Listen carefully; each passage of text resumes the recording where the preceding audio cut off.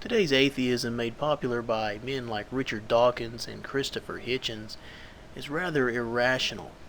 It is so irrational that some atheists trained in logic and philosophy have to step forward and even admit this. David Steele, author of Atheism Explained: From Folly to Philosophy, states as much when he writes, quote, "The three spectacular bestsellers advocating atheism, The End of the Faith, The God Delusion, and God is Not Great, all rely heavily on the claim that murder and other wicked deeds are the fruits of theistic belief." End quote. Atheism Explained, page 259.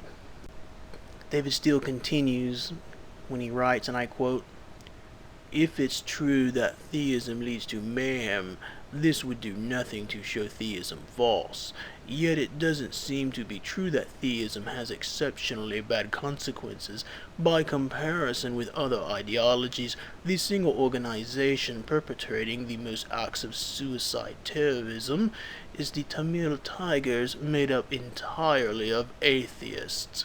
End quote. Atheism Explained, also page 259.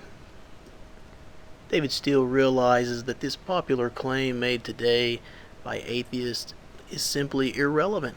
It has no logical force. It's merely propaganda.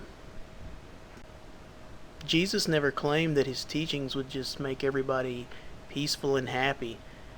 Jesus said, and I quote, "Think not that I am come to send peace on earth. I came not to send peace, but a sword.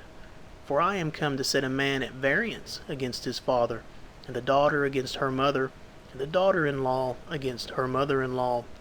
And a man's foes shall be they of his own household. He that loveth father or mother more than me is not worthy of me. He that loveth son or daughter more than me is not worthy of me. And he that taketh not his cross and follow after me is not worthy of me." End quote. Book of Matthew, chapter 10, verse 34 through 38.